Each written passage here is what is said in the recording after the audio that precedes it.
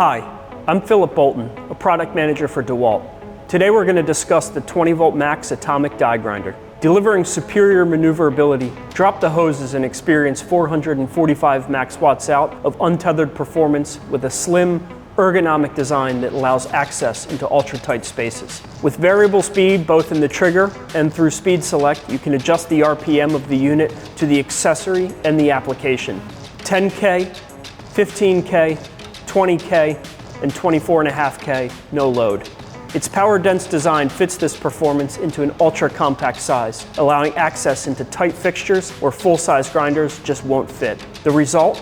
An industrial fabrication tool 30% smaller than current DEWALT 20V Max grinders. The non-locking paddle switch replicates performance and operation of pneumatic tools, while the spindle lock enables easy accessory changes without the need for multiple wrenches. The built-in LED light helps illuminate the workpiece in a variety of applications, whether surface prep, deburring, cutting, weld prep, or beveling.